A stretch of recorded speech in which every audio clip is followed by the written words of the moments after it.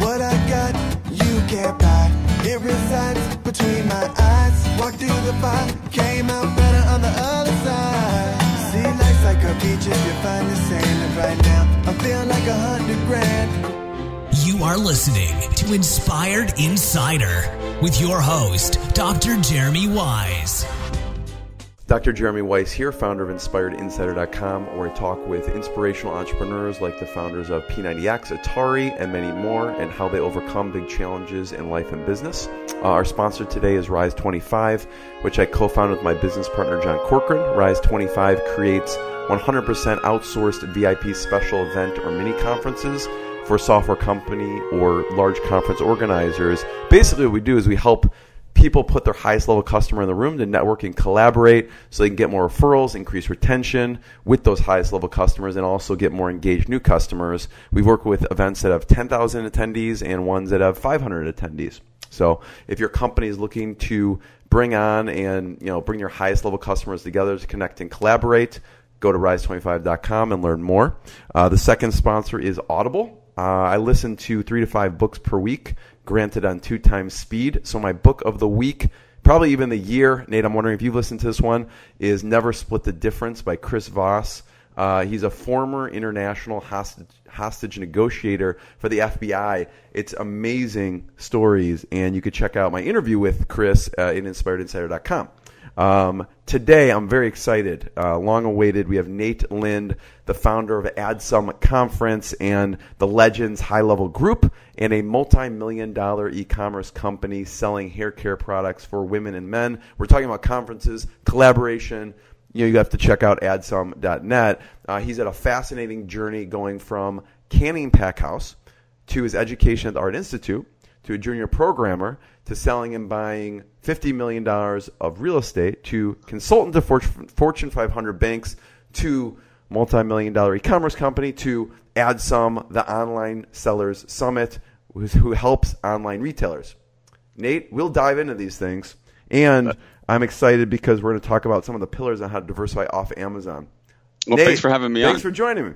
Absolutely, I appreciate you having me on. No, I haven't listened to that particular book. My book of the week right now is Expert Secrets by Russell Brunson. Okay, that's a good one. Totally. Yep. Thank you. Absolutely. Add it to the Audible, everyone. Yeah. So Nate, when I'm thinking about you, the word transformation always comes up for me. You've had all these transformations in your health and your business.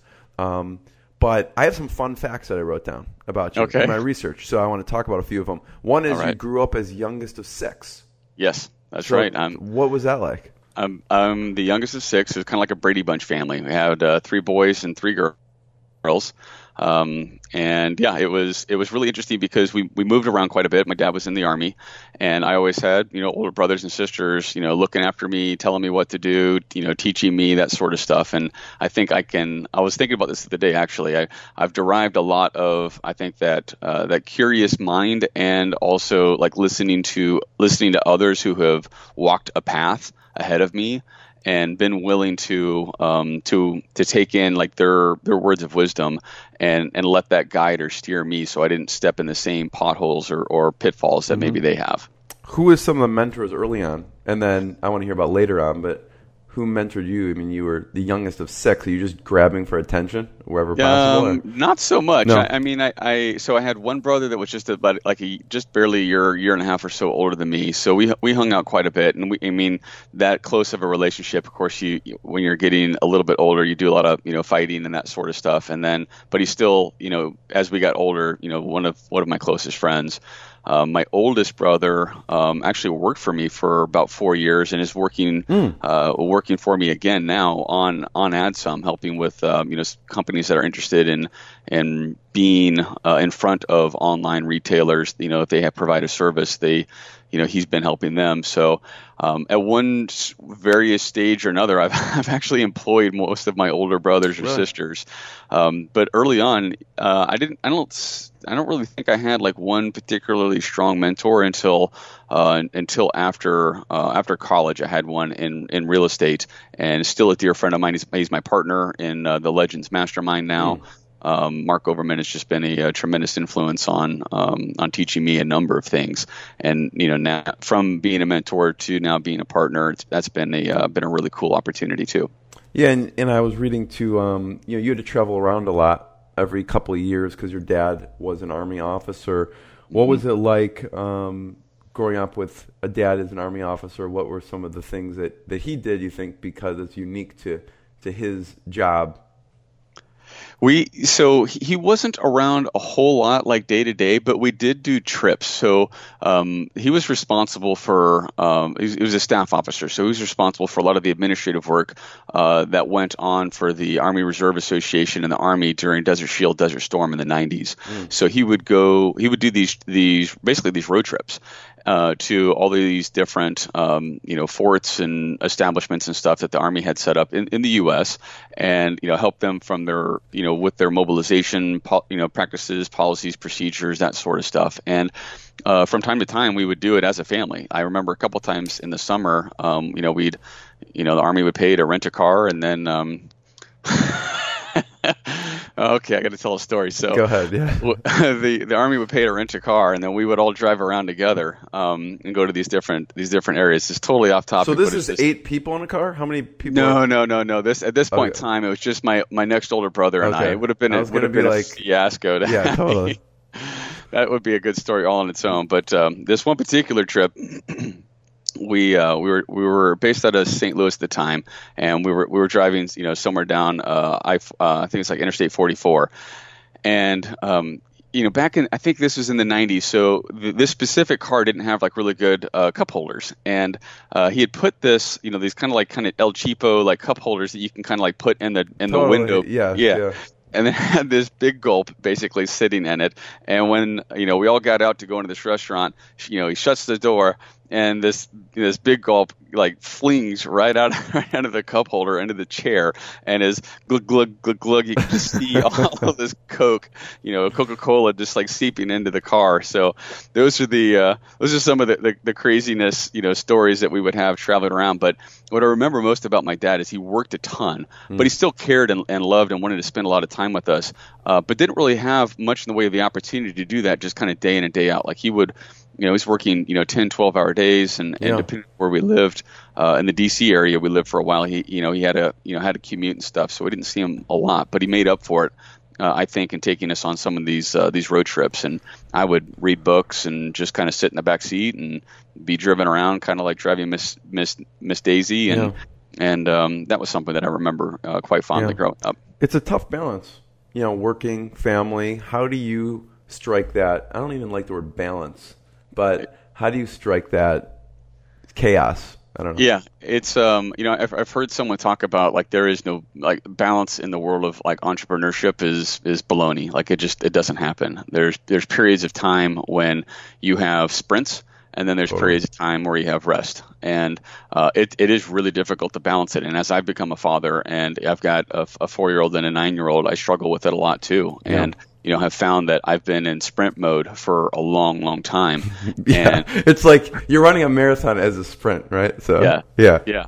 And so you're not paying attention to them. You're not focused on them. And I found myself, being reminded by my loving wife, who was, reaching out to me and trying to bridge that gap, trying to it's like I was on a tether outside of a space station. She's trying to pull me back in, and I'm like, no, I've got to fix the space station. It's going to blow up if I don't.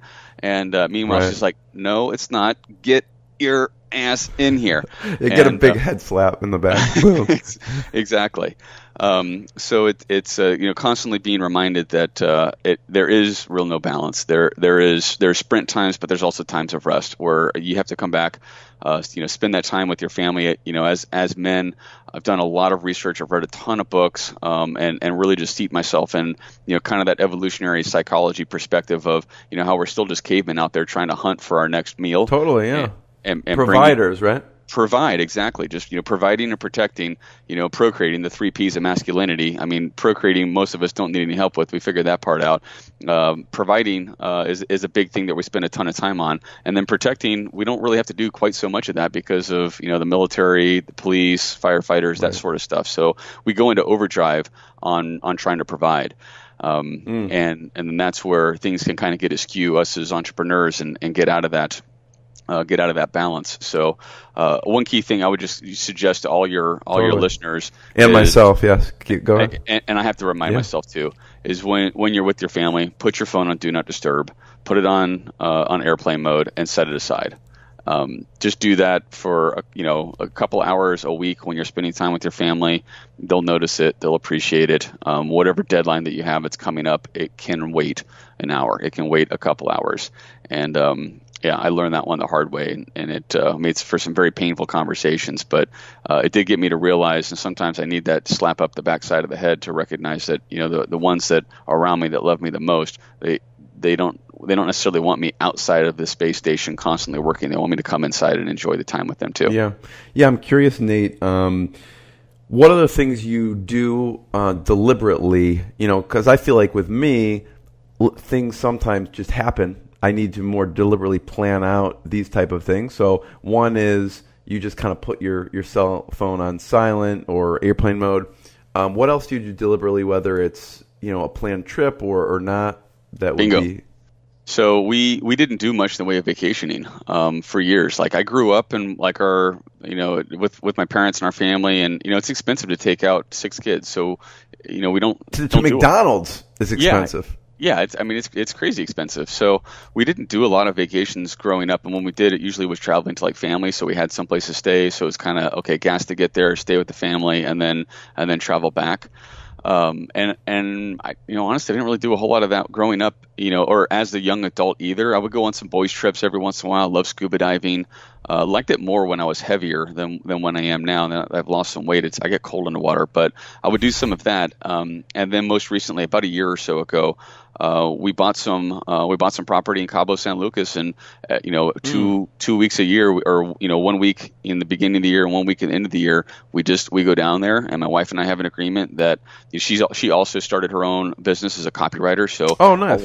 All of the marketing that that we did together, she did a lot of the copy for that, and then nice. She went on to start her own copywriting company. That's and awesome. So we had this agreement that when we're on vacation, we would each check in, to work, for like an hour in the morning and an hour in the evening. And usually it doesn't end up being that long. It ends up being like 15 or 20 minutes, and then turn off the phones, put them on vibrate, read books and hang out. Like the 4-year-old and 9-year-old, all they want to do is play in the water. So we don't even leave the resort. So we, get food and drinks served to us. We read books. The last trip we took, we read the 5 love languages, and that was a super impactful book for our relationship. Nice. What kind of copywriter? What kind of copy does she write? So it's marketing, so sales letters, emails. They kind of the whole suite of stuff for people that are selling their businesses, selling products, selling services. Can be the whole 9 yards. What's her website? We could plug it. It's conversionhacker.com. Conversion Hacker. That's a good one. Yeah. I like that. Yeah. That's always in need. So I want to find out where the Canning Pack House fits in all this. Yes. So I was 14 years old, and or maybe 15. I was under 16. So at the time I was having, not a whole lot of jobs you can get like on the books. But I had a buddy who was working there, and he recommended me to the boss. And, I think there was only a certain number of hours or whatever that I had to comply by, that I could only work a certain number of hours a week or whatever. And basically the way it worked is this little place in, Arkansas City, Kansas, spelled like Arkansas. Used to get teased about how I would pronounce my city's name wrong when I moved to Virginia and St. Louis and stuff. Like I didn't know what my city was called. So Arkansas City, Kansas. And this little place in the south side of town they essentially were filling these bags with liquid mocha, liquid coffee, and 6 of them would shoot down this conveyor belt, and I would put them in this box, 2 on top of each other, 3 rows wide, and then send this box down this tape machine, and it would tape it up, and then it would get stacked on pallets, and then get shipped out to California. And that's kind of pretty much one of my first jobs that wasn't like mowing the yard or like doing stuff that like, young kids do. But that was the first time I got, kind of a paycheck. And I was, I think, a freshman in high school, I think I was a freshman in high school. And I kind of needed to because my parents, they had declared bankruptcy when I think I was like 12 or 13. we didn't have a lot of money growing up. Like, raising 6 kids, my parents stretched themselves kind of thin with credit and other things. And, we still, for the most part, had things that, we needed to provide for, but certain things were missing. Like, my buddies would get video game systems and, other like toys and fun stuff to play with. And, pretty much I got, one pair of shoes for the school year, and I got, one school jacket, or one winter jacket for that year plus the next year. And so there was a sense of lacking, or a sense of missing. And I think that inspired me to want to find ways on my own to achieve more, so that I could pay for some of those luxuries or niceties that my friends were getting. Do you think that affects now your just strong internal drive providing? Or yes, absolutely. Do you think it was a subconscious thing back then, or was it fully conscious? Because I remember when I grew up, I go to people's houses, they have huge houses, and then there are people who had smaller houses, and I didn't really put that together, like, oh, the parents are uber successful or they're less wealthy. I just was like, oh, this is cool, this is a larger house or smaller house. So I wasn't really thinking consciously at the time, but I wasn't really either. Not about that, but like when you're a nerd like myself and you're playing, one of the things that was pretty cool is my dad was pretty hip and interested in the personal computing space. So we had like a Commodore 64 growing up. Nice. That was pretty cool. And then like eventually, like, Nintendo came out. We had an Atari. And I heard you talk about that as Nolan Bushnell, yeah. Yeah, so we had an Atari growing up. We had Sega Genesis. We had like those game systems, and that probably was where I saw missing. There was a point in time, I think, when like the Super Nintendo came out, and like the Nintendo 64, like those at that point in time, we couldn't really afford it. We could up until that point, and then there was a period of time where we couldn't really afford the game system. So then I was having to go over to my buddy's houses to play over there, as opposed to playing at my house. And that's probably the only thing from a conscious level I recognized as a kid. You're right, I didn't care about the house, although I was a little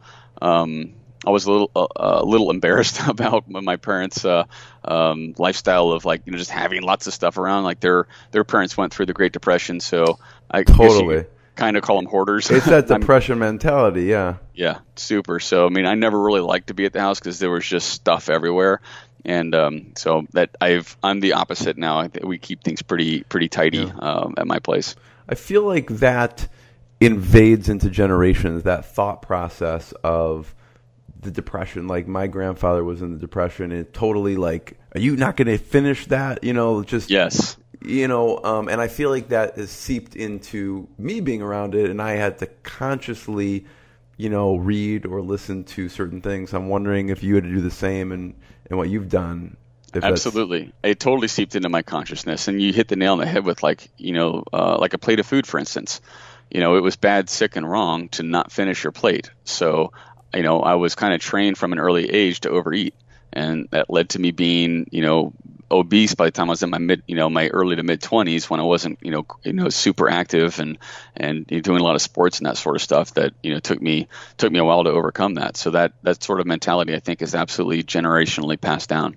How do you overcome it now? Are there certain things that seep into your thinking now that maybe shouldn't, because you're better off than you were, early on? I'm way more cognizant of my own, like the always talking, self-talk. Voice, the self-talk in your voice or in your head. I've done a lot of personal development training. I've gone through all of the landmark education, curriculum for living. I've done other, tremendous amount of coaching, neuro-linguistic programming, just a ton of different types of training for communication, for personal development, just kind of understanding oneself, because I think that it's your own limitations that are the number one blocker from your success. So totally, I figure if I can find more limitations in my own thinking, my own way of being, if I can knock those down, then that can help me unlock another level of success in front of me.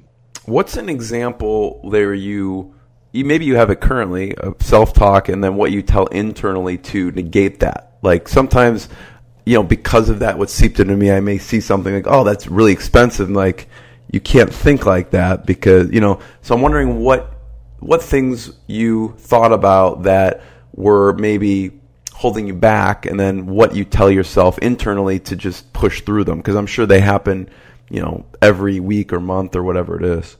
A big one for me right now is I've had such an interesting journey in a multitude of careers, and I'm a pretty humble guy. Like I don't really, I don't get super excited, to self brag or self congratulate myself. So I kind of just, keep my head down and keep working on what I'm working on. And one of the things that I found is that, especially like with Adsum, the Online Seller Summit, some of the stuff I do to put myself out there is, I'm not alone in that. I think, many of us don't feel that what we do innately is our superpowers. So, what we do on our own and what we just do day to day, other people look at those and they'll comment on, holy crap, that's really special. And then that's normal to you. Yeah. And then for me, it's kind of normal. I'll kind of like, it's not that big a deal. And it's not really fundamentally a part of me to really kind of open the kimono, so to speak, and share and talk more about that. Plus, I don't feel like I have a great perspective on my own to be able to actually point that stuff out. So there's kind of an inner circle that I spend time with, and they'll comment on, that Nate, that's really interesting, or that's really special, or that's really unique, or you should talk more about that, or I want to know more about that. And then that helps me kind of uncover that it's a topic for conversation, or it could be something featured, for my community, or I need to share more, teach more people about this. And so I'm constantly having to fight my own, maybe my own dismissal of certain things that aren't as special or as impactful as they aren't. And just being kind of humble, I don't really see like the accomplishments that I've done as significant accomplishments. I see that I still feel in my own journey I've got such a long way to go to reach the whatever destination, which I know now there is no destination. It is just a journey, but I just kind of feel damn it, what? Yeah, so I mean that's just kind of how I look at it now. So I have to continually remind myself that there are things that people are interested in about in my journey, and just be, brave and willing enough to share that. Yeah. And another thing too is overcoming like those challenges where, like, if I say something, with certainty because it's applied to my life, not everyone's going to agree with it, and getting over the fact that they don't agree with it and just kind of moving on. So that's something that, it's really easy to not stand out and no one hate you. But if you stand out, then you're going to have haters. Nate, so what is someone who's told you what a superpower is of yours that you thought was just normal? Most recently, it's been how I have managed to build a business, and I've scaled it. An e-commerce business. I've scaled it both for my own products, but also as an agency, so selling for others, and then handed it off to a team. Like I spend an hour or two a week checking in with the team, but it's all on autopilot. And I never really thought that was an accomplishment, but that is kind of the entrepreneur's dream. You've got this passive recurring revenue stream that's built on this process and system that you've established, and that's afforded me the ability to go work on the Online Seller Summit, or the Legends Mastermind, or be able to actually have an hour-long conversation with you, as opposed to working on something in the business. So. Yeah. People have commented a number of times, and it's a pretty cool thing. I love I love that I have the opportunity to do that, and it really has been because of just spending time finding the right people, teaching the right people, and helping them grow too, and letting them make mistakes. And that was something that was really tough in the beginning, is I wanted to swoop in and fix and solve problems, as opposed to letting them also start to become self-sufficient. What were some of those, Nate, important systems you put in place as you were transitioning? Because there was probably a point where you had your hand in everything, and there was a point right now where you're kind of overseeing everything. Yep. What were some of those key things you put in place that allowed you to do that? Two big ones. The first big one for me was the finance side of the business. So I needed to hire a CFO, and I hired one, I believe it was 2014. And she is amazing. She is an absolute rock star. She's been with me for years now, and she was able to completely basically redesign how the accounting, bookkeeping, the invoicing, accounts payable, accounts receivable, like that entire function of my business, she completely took over. I didn't have to worry about doing any of that anymore. And that freed up a tremendous amount of my time. And then the second one was the operations. And I hired a guy, and he's been with me for a number of years. His name is Mark Evans. Started helping me just with some reports and stuff for the e-commerce business and the agency.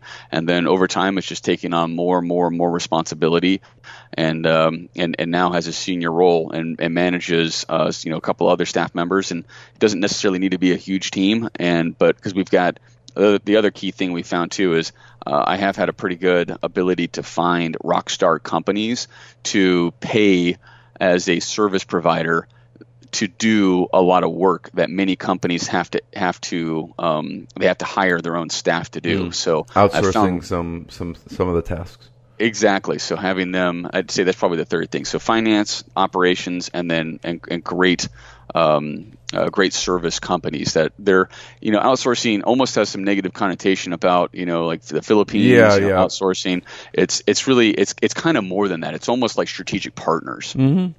In these service providers, and that's actually kind of the key cornerstone to the Online Seller Summit and Adsum success is it connects services with sellers. So those great services that can literally take business functions off of the shoulders of entrepreneurs and just do it and do it well. Those are three key things that have been super helpful to allowing me to scale that and also to remove myself from the day-to-day operations of it. And I know with Adsum, there's a number of service providers you recommend or categories, so I want to talk about that. But going back to the CFO, how did you decide it was the right moment? Because I imagine that's a not so clear-cut decision at the time that you're making it. I was super scared. I mean, this was going to be the most expensive employee that I was going to hire, and I used a headhunter to find her. And for those type of rock stars, you kind of have to. Like people who are awesome are working, so you've got to find them from competitors, from other companies, from different industries. And for her, she had a lot of experience with brick and mortar retail. So she'd worked for Gap International, which owns all of the Gap brands. Kind of a big job, yeah. A big job, multi-billion-dollar company, public company, and she'd served not as a C-level there, but like a couple of rungs down. But at those giant companies, whatever they call like a director or a VP is basically like a C-level for an under $100 million company, and so I used a headhunter. I paid them 20% of her salary in 2 chunks of payments, over 30 days, which is super scary. And but it was the best thing I ever did, and they helped me find the right person. I interviewed like 6 people in one day. It was a grueling day of interviews, and she was the last one to come in. And she came in kind of in a huff, and I don't remember if she was kind of late or not, but at that point in time, I basically had given the same elevator pitch to who the hell I am and what I'm doing to 5 other people. So my energy's low, I'm tired, but it was just immediately perfect. Like she was asking the right questions. She knew what she could do to help my company. And it was one of the best hiring decisions I've ever had. What do you think? The best hiring decision I've ever had. Yeah. What do you think attracted her to your company? Like you said, she comes from Gap. She probably could work at a lot of places.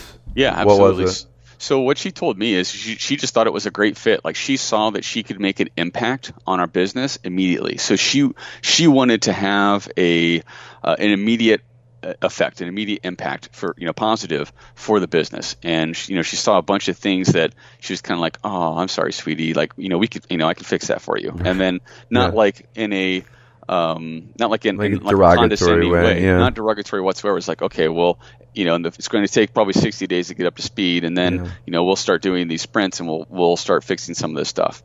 And she did, and so she could see tangible, results from her work right off the bat. What was something that you saw that was a big impact of her coming in and fixing because of her expertise?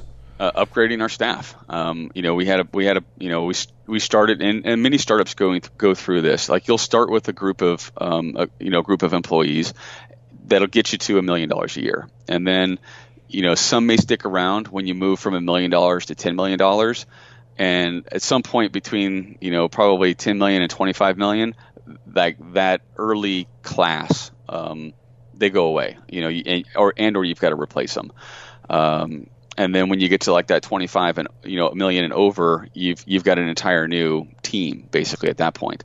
And we kept bumping that. Like we were in this area where we were doing 10 million a year gross revenue, and we wanted to get past that. And so hiring her was a key piece of basically just restructuring that entire finance department. And she brought in a really, really good bookkeeper, a good she worked with, we had an accountant before her, but she was able to work with them, just lock in step, and then just start to tweak and change staff members, helping get them focus on the right things, separating accounts payable, accounts receivables, doing managing all the invoicing and that sort of stuff, and I mean, that was something that wasn't the initial intention. Like, I didn't hire her and say, hey, she's going to come in and fire everybody and then rehire everybody. Like, she worked with the staff that was there. Yeah. And there was even some turmoil and like some self, kind of like between us. Self-selection. There was some self-selection, but there was some turmoil around the staff. Like, we wanted to see them succeed, but at the end, we probably should have just cut the cord with a couple of folks a little bit earlier than we did, and it gave them the opportunity to go out and stretch their wings and do different things too. And sometimes I'm loyal to a fault. Tough decision, totally. Yeah. So that was definitely one impact she made right off the bat. Yeah. So talk about Adsum and the service provider aspect you were mentioning. Absolutely. So Adsum came about because when I first started selling products online, I was basically a passive participant. I was an investor. At the time, I was still working at a bank. I didn't have a whole lot of time to devote to another startup full time. So I put my money in. There was somebody else was kind of managing the process, and part of that was also the service providers that were shipping products, that were manufacturing products, labeling products, like that sort of stuff. So they were already. I kind of walked into a setup where someone else was doing some of those major functions, and over time, as we had some rocky starts. Like we went like a mile a minute in the beginning, sold like almost $1 million worth of supplements and vitamins the first month that we were doing this. Wow. We had a shipping problem, so a snafu between our shipping company and a carrier dropped the ball, which had a chain reaction that caused us to lose our credit card processing. So then we had a situation where at that point, what was really tough is we had this stretch of success. So like, I think about it kind of like someone that's playing poker or gambling. Like, you keep winning. So you keep putting in more chips. And at one point in time, I'm kind of all in. I'm using credit. By putting credit cards in, I'm finding. Well, in a physical products business, it's sort of the more you sell, the more you have to buy inventory. So it's kind of the nature of the beast. It's a volume thing. Like you make a 15, 20, 25, 30% net margin, but you've got to put money into it to keep ordering inventory, buying, acquiring customers and advertising. So what sucked is good and bad, but what was tumultuous for me was we had this series of this streaks of success where there's some sales, and then boom, all of a sudden we're getting like 300 sales a day, and it's like, I'm thinking to myself, man, this is my ticket to quitting the bank again. At this point in time, I had been an entrepreneur, as a real estate entrepreneur. I had to suck it up in 2008 when things crashed. I actually went back to work and went back into the workforce as an employee. And then I felt like I was this caged animal. I was in jail. I was like, my entrepreneurial spirit was stuck in prison. And then along came this opportunity, and almost like within a couple of months, it went really, really well. So I'm thinking, I found the key. It's like I'm visualizing myself in a jail cell, and there's the keys are on the floor in front of me, and I've gotten like this string and something. I've got the keys hooked. It's like an escape room. Yeah. I'm reeling it in. I'm getting ready to escape this entrepreneurial prison, that I've been in. And right when I bust out and I open this jail cell door, this dungeon door, like the guards come and tackle me, and then like are getting ready to stuff me back in there because I'd invested just probably $20,000-$30,000 in the beginning, and then like that started to scale up. At one point in time, I had over $250,000 invested, and for me, having taken some lumps in the real estate crash in 2008, that was a good part of my nest egg.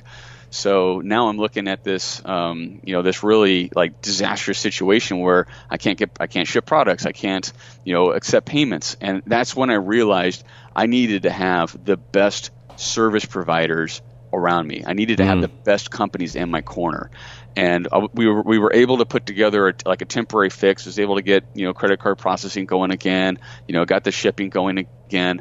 But it was kind of like, it was like I patched a tire. I knew I needed to go in, like I needed to go into a pit stop and get a new tire. So just not enough time. Yeah, exactly. It got me back in the race, and that's when I went and did, kind of over the course of the next several months, doing some research around what would be the best companies to align myself with, to partner with, as a service. They would provide services to me, not as a real partner. I didn't give equity to anybody or anything. But it got me to realize that, man, there are some companies out there that are absolutely awesome at what they do, and there's some companies out there that I'm not their highest priority. You should steer clear from. Yeah, you should steer clear from. Or I don't think anyone I don't feel that people go into business looking to maliciously harm potential clients. But there are times when something gets overlooked, or a problem may escape notice, or someone else might have a bigger they might be able to influence that company more because they're a bigger client, or they're more important to them. So for me, I wanted to be there's two things I really wanted to find. I wanted to find a company that was just rock solid from a dependability perspective. And the second thing I found as I was talking to some of these other companies, these like fulfillment companies, credit card processing companies, some of them actually came from a background of selling products. So they actually knew a lot. They understood the pains. Yeah. They understood it. They understood the pains. They had experience. Like I could literally jump on a call with them and talk about the business. And I was having a problem with something maybe that was outside of their control, but they knew enough about it. They could point me in the right direction. And maybe it was another service company that I needed to look at next. Like as your company grows, you kind of start bolting on more pieces to continue to flesh it out. And that's really where the inspiration for Adsum came, was in search for those services. And also I wanted to align myself with and surround myself with other successful online retailers, and just be able to pick their brain and also share my own experience. And that's really where I think my expertise started to blossom, because I found that I was able to attract a number of very successful online retailers to me. And at the time, we didn't officially have a mastermind. We just got together and shared war stories, and people would fly into where my office was based, or we would meet at other events, and I would just rent a hotel room and we would hang out and talk and that sort of stuff. And then just over the course of years, like that kept growing. Like people would, it's almost like Fight Club. Like you don't talk about Fight Club. Right. Like that early group. Rule number 2. Number 1. Yeah. Number 1 and 2 and 3. So it's kind of like that as well. It's like we don't really want the group to get any bigger. And then it got to a point where the group either needed to get way bigger, or it just needed to change. It needed to evolve, and that's when Adsum was born. So I took all these online retailers and then connecting them with the services that support them, because both of them provide a very tangible it's like a benefit to each other. It's a symbiotic relationship. Yeah. So creating Adsum kind of in the middle of that with retailers and services, and then connecting them was a completely organic event that happened. So Nate, are there specific types of services, like categories of services, or specific service providers that you want to mention? Yep. So if you think about it, it's kind of like looking at like what Amazon provides. Amazon does the fulfillment. They do the customer service. They accept the credit card payments. They provide the website / shopping cart. Those are just some examples. So in the online sellers universe, you need those same things to exist when you're off platform. You need to have a website. You need to have a shopping cart. You need to be able to accept payments. You need to fulfill ship the product. You need to have customer service to answer the customers. Where's my package? If they have a problem, you can refund it. And then you need to have sales. You need to drive traffic. This is what the lingo is called. And remind me at the end. I'll give you a terminology document I put together. I posted on Medium.com. That's got kind of the lingo of performance marketing or affiliate marketing, because that's a key thing to understanding what the hell everything means. Right. So those are some of the categories that exist as service providers at Adsum. So you can go to the Online Seller Summit at Adsum and literally go to a couple of booths and find a rockstar fulfillment company, a rockstar customer service company, a rockstar credit card processing agency, a rockstar shopping cart company. There's great designers there. So you can literally do everything. And then once you get it set up, it's done. You basically have rebuilt a $1.01 trillion platform to compete with Amazon, and you fully control it. That's the beauty of the Online Seller Summit and Adsum. You don't have to be under the control of some big platform. And I know a lot of folks do really well on Amazon, and that's awesome. I outsource my Amazon, so we sell products on Amazon and off Amazon, and 80% of our sales, if not more, happen off of Amazon.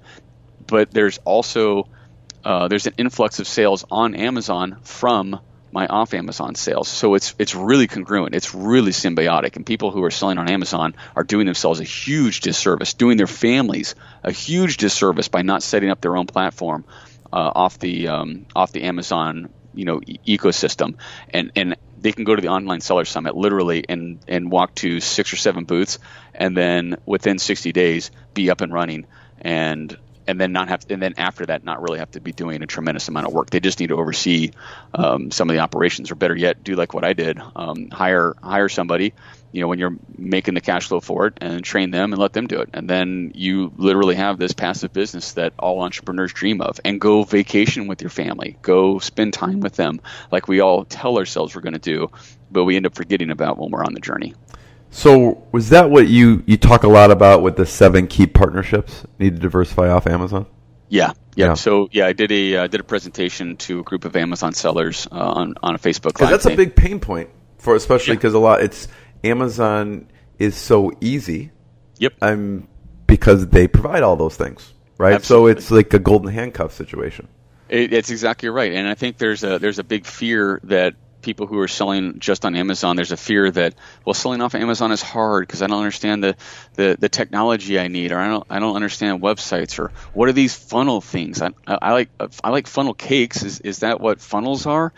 No, not quite. Not healthy, but no. Yeah, so there's things that are missing, and I'm here to say that it's not that hard. I was doing it, when I was working full time at Bank of America, and afterwards, it's a matter of setting up those 7 key partners.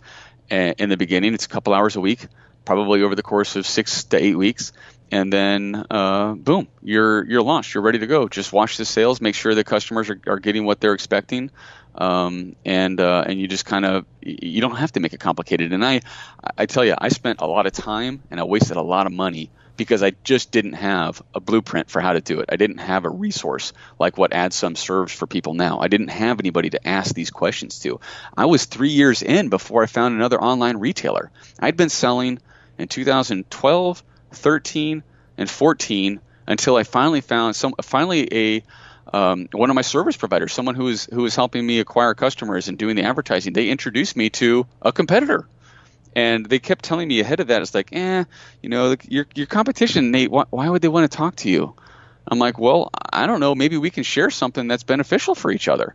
And it finally, I'll give full full call out to ClickBooth. Lee Aho from ClickBooth introduced me to Steve Miles, who was the first other retailer I met, and Steve is one of my best friends to this day. We've been through wars together, and online e-commerce war, like, trudging through, finding the best service providers and finding the best solutions, and that key, first relationship got me thinking that, as I came from real estate, real estate's really mature. People, obviously buying land has been around for a long time.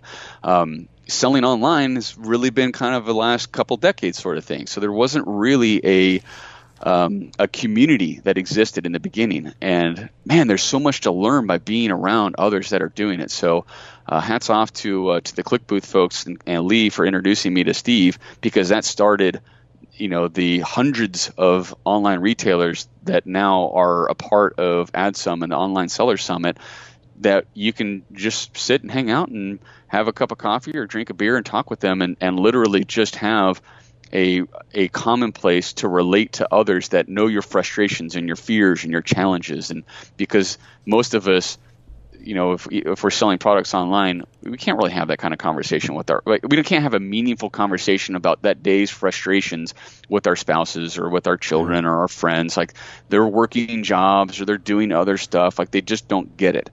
And but being able to do that with others, there's power in that. And then there's amazing power in getting a whole bunch of us together, because there's a tremendous amount of influence that we can exert, and that part is really beneficial to everybody from a business sense. And then it's just an awesome thing to do.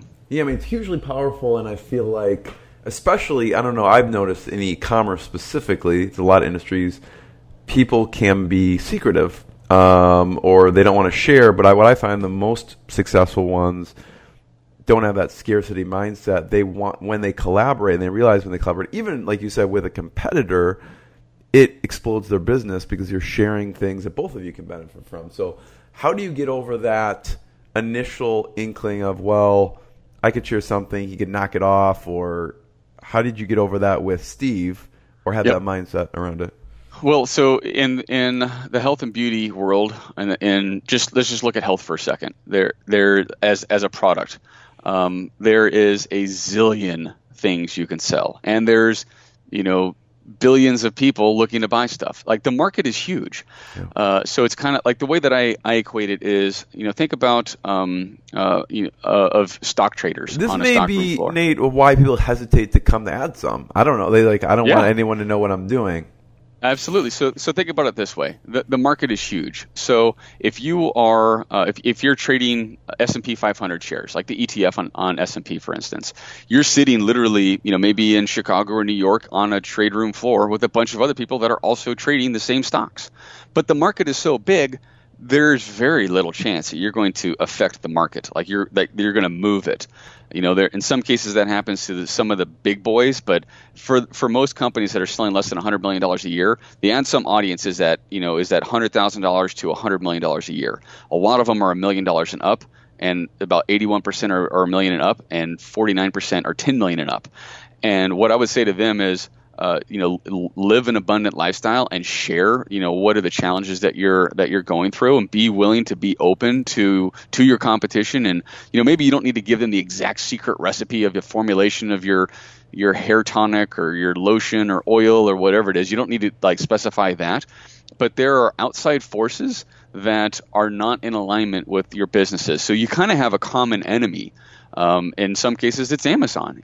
Amazon is, they're looking at what's selling, and then they are rolling out their own white label versions of the same thing. Walmart does that. That's what the Great Value brand is. Costco does that. That's what Kirkland is. So they bring products into the store, find out what sells great, and then they white label it themselves and offer it under their generic brand.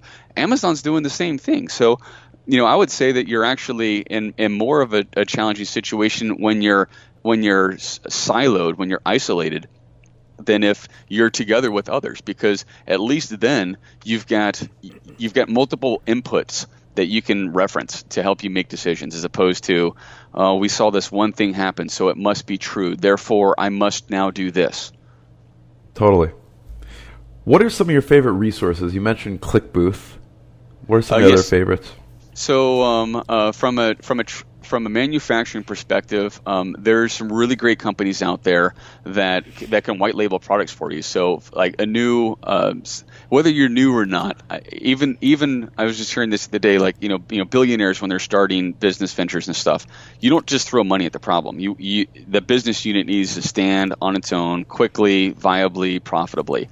So I look at every new every new person that comes to Adsum or everyone that's been before is constantly, what's the lowest hanging fruit? How can I, squeeze the most juice, out of this fruit?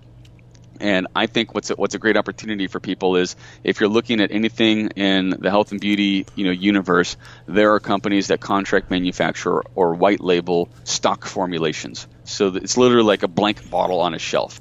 All you do is slap your label on it. You create your own brand, you get your own logo, you get that put on it. In some cases, you don't have to come out of pocket to buy 1,000 units or 5,000 units. They have it on demand. So you can literally create logos and labels for $500 to $1,000, and then, you can sell it. You can actually sell it on Amazon. These companies will do it where they will fulfill. They will literally set it up, label it, get it ready to go, fulfill it, Amazon Prime and everything, right from their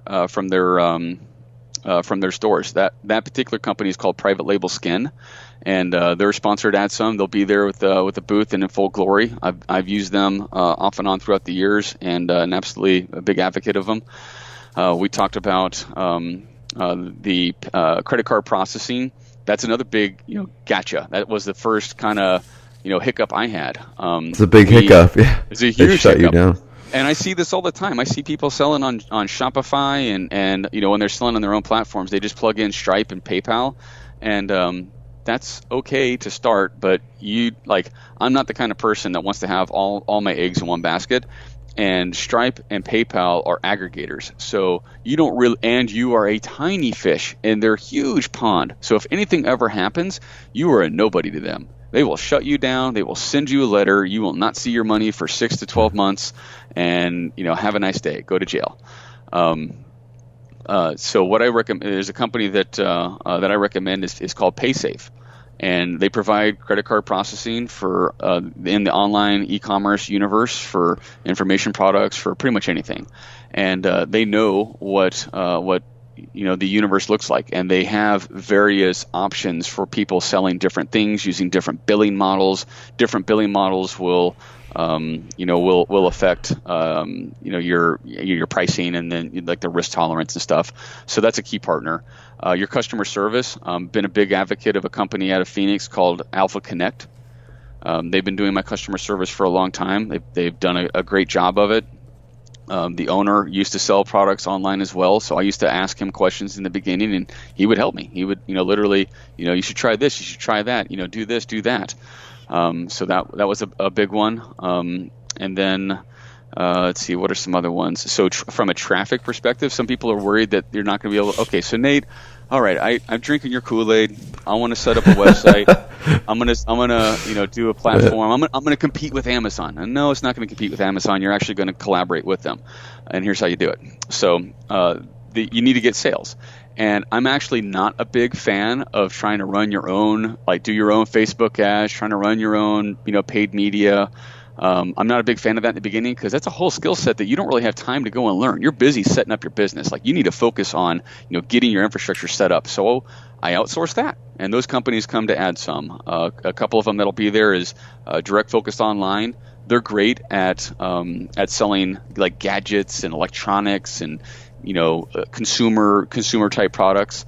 Another one is Affiliati, the Affiliati network. They specialize in selling a ton of stuff, but I've always used them for selling health and beauty type products. Another one is a company called Convert to Media, and I can send you, Jeremy, if you think it'd be beneficial, my approved vendor list, my approved service list. Super valuable. Yeah, you're right. I mean, finding those companies has literally cost me millions, and it's taken me years. Yeah. And so I kind of, I've got a cheat sheet, so to speak, or a checklist of these companies that you can go and talk to. And let's see. So where else are we? You're saying traffic. So traffic. So we've got a couple of providers there that do that. Literally, it's a phone call. So one of the things that people and I didn't understand this in the beginning either is this is entirely a relationship game. Like in order to have the best relationship with these service providers and allowing them to bolt on major functions, and you can outsource major functions of your business, you need to get to know them. You need to literally talk with them. Like it's not, you don't go and fill out some survey and plug in some information about your business. The good ones, right? They want to understand your business a little bit so they can help you. Absolutely. And it doesn't take a ton of time, but spend an hour on the phone with them, and then you get set up and off and running you go. So those are some key things. Again, kind of reiterating, what the value is of going to events, and my own experience was in 2014. I think it was in 2014. Superstorm Sandy swooped into New York City, and I went to an event just after that called AdTech. And they're having some challenges. I don't think it really exists quite the way it did. But at that event, at that time, there were traffic providers, so ad networks, affiliate networks, other companies that I could go and talk to. That's actually where I met Lee from ClickBooth, and then later he introduced me to Steve. So it was that one-on-one, face-to-face relationship. It always makes a big difference. Face-to-face. It makes a huge difference. It completely shortcut the entire time of me having to just call around to all these companies on my own. So, going to an event where they're all together and you can see someone face to face, and you establish a level of rapport with them, a relationship with them that is far more than if you're just sending emails and phone calls and Skype messages. 100%. I love that. Thanks for sharing that, and I'll post it, and then make sure that you tell them Adsum sent you if you call any of these people. Please, let them know that Nate's singing their praises. They want to hear that what their participation in the event has results. Nate, thank you for your time. I know you have a million things to do, especially with the event coming up, and so people should check out adsum.net. But I have one last question, and then I'll have you talk about any other sites, because I know you have the Legends Mastermind, and so we want to send people to where they can find out more at all those places. So I always ask, what has been, since Inspired Insider, what's been a low moment and how you push through, and what's been a high point for you?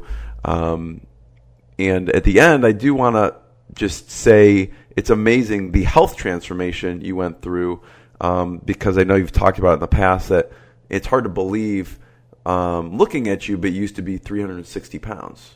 Yeah. So that is a crazy transformation itself. But just start with what's been a low moment business-wise and a high moment, and then I just want you to talk a little about that transformation at the end. The low moment definitely was that point in time where I thought I had broken out of entrepreneurial jail, and I had now this e-commerce business going, and it looked like things were just, going to be an amazing success. Like I just hit a grand slam. And then like about 2 months into it, just having this snafu, disrupt the business. And I remember it was around July 4th of 2012, thinking I was going to go into bankruptcy. And that, this... After doing $1 million a month. After having this initial success, I thought I was going to lose it all. And I remember laying in bed next to my wife one night and telling her, "Sweetie, I think I may have bankrupted us." And just the amazing support my wife gave me at that time, that we'll get through it, was like that rock for me to stand on. Yeah. And to then just kind of like gird myself and get back out there and just start looking for, okay, how are we going to solve this? That was definitely one of the lowest points, because I just felt that, again, as a provider, like it's on me, right, to bring it's the identity as a provider, and then that happens. Absolutely. What did she say to you when you told her that? She was just like really, realistic about it. It's like, okay, well, what then? What happens? What happens? Let's just say worst case scenario, you do go into bankruptcy. Well, I mean, there's been some of the most prominent businesses and businessmen in the world have gone through bankruptcy. Like that's not the end of the story. Like that's, so what? So, let's, do everything that we can to avoid that. And one of the things that she said is, what can I do to help? Like, how can I support you? And the time she was working a full-time job, and I was like, sweet, I need you to keep doing what you're doing. Help bring in income. We had just bought a house earlier that year. So we had this new mortgage payment. We were expecting our firstborn. So there was a lot of stress I'd put on my shoulders. Two big stresses. Huge stresses. In a good way, but yeah. Yeah, absolutely. And so that was definitely was a real rocky place, for me. But she was just a huge support at that moment, and that I feel like that it was kind of like it filled up the energy in my energy tank, and I was able to get back out there and just start brainstorming, problem solving, just reaching out to companies and figuring out what we needed to do, and that's where we were able to figure out how to kind of plug those holes that we were having, and we weren't back up to full speed on that racetrack again, but we at least didn't have a flat tire. Yeah, I mean, I love what she said there, and I feel like when I listen to, I don't know if you listen to the Shoe Dog book, the founder of Nike, but I feel that's kind of entrepreneurial therapy, because if you see someone as big as Nike go through, you hear that that's normal and that happens, and the up and then the down, but you don't see behind the scenes of, oh yeah, it looks like a huge company, but it's taking out money, millions of dollars to fund the shoes or the supplements or whatever it is. It's I felt it was like therapeutic. So I mean, that's kind of the sentiments that she's saying to you. Yep, absolutely. And those stories exist, I think, for all of us. That's another thing that you talked a little bit earlier about. What are things that I struggle with, and it's a struggle to share candidly those vulnerable moments. We are not programmed to do that. I think we are programmed to beat our chests and show our big shiny cars and our big houses and put up this Facebook. Yes. Yeah. Put up this this facade air of inauthenticity. It's probably a survival mechanism, I imagine. Yeah. So that's a deep, dark sentiment, but it led to a fabulous transformation in the business. And it was about that time I was going through my own physical transformation as well, and I was losing I was losing weight and getting that part of my life together, that kind of the physical part of it. At the same time, then I'm going through this this turmoil with the business, and like just that, hope is a powerful thing, and the potential loss of hope is devastating. And just remembering, I felt so ashamed that the real estate business was no longer a viable business. Like the market forces outside of my control, and the housing bubble and the change in economics and stuff was just so, the magnitude of it was so big. I felt like a failure and ashamed that I was going back to work again just to myself. No one else cared. I mean, I'm making a living and paying the bills and stuff. Like, no one cared about that. But to me, I felt like I had failed in that journey. And being an entrepreneur, I think, is very much like it is a personal pursuit. It's a personal journey. So yeah, to have that rock bottom moment was excruciating. And then to leave on a high note, the very first Adsum, I'd say was a high note because it was a shift it was a paradigm shift for me, where I stopped serving my own needs and trying to provide just for my own family and just make money for my myself and my employees was kind of that inner circle. And Adsum was really the first moment where I saw that if I provide for everyone else's needs, and if I connect people in a way that they've never been able to connect with the community before, and help them achieve success, that I would be so much more fulfilled. And it took me a while to learn. I didn't realize why I felt so abuzz with Adsum, and why I was so in love with creating that event and providing this sort of connection with everybody. And it wasn't until I read the 5 love languages that I realized that deep down, what I express my love for others by providing acts of service to them, and I receive love from others by receiving words of affirmation. So what that means for me is I like to do service for others. I like to provide value to others. Like, that's how I just innately show my love. And it took me a while to figure that out. But looking back subconsciously, I had been doing that for years. I was networking with guys like Steve Miles. Yeah. I had created these small events with, bring in 35 guys, then bring in 45 and 80 and then 100 and then 200. I was doing that at the same time as running my own business, and I wasn't getting paid for any of it. I was breaking even. I was sometimes those, relationships and advice is invaluable. Absolutely. I mean, there was a number of reasons why I would do that. I was getting, intelligence and information and things that were helping my business, but like it as a business wasn't a viable business. It was just something I was doing because I loved to do it. And then at Adsum that first year, just, seeing the difference it was making for people and then hearing the buzz that came from it, like it was a really small niche of the world. It was, people selling health and beauty products using performance marketing and, have their own websites and stuff. Like it's a super tiny, niche, but it was enough. And now every year that it's continued to grow, it literally is soul food. It just feeds my soul to do that event, and I can't help but do it. Nate, thank you for sharing. There's so much to unpack, but to unpack it, you will have to go to Adsum. So check out adsum.net. Where else should we point people towards online?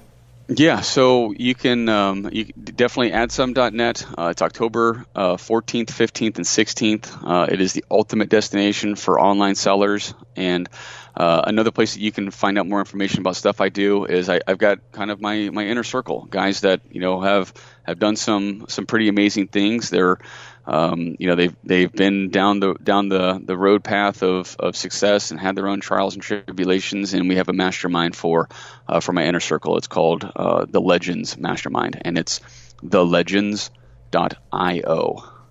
Thelegends.io, and it's for folks that are doing 7 figures or more a year as an online entrepreneur, it's a great venue to whittle down and get to the brotherhood of Nate's Inner Circle. It's very much a fraternal gathering for the closest to me, and it's 4 events a year. We get together and we help each other overcome our obstacles, and then achieve the maximum benefit from opportunities that are in front of us too. Yeah. Nate, I want to be the first one to thank you. Everyone check out thelegends.io and adsum.net. Thanks a lot, Nate. Thanks, Jeremy. What I got, you can't buy. It resides between my eyes. Walked through the fire, came out better on the other side. See, life's like a beach if you find the sand. And right now, I feel like $100 grand.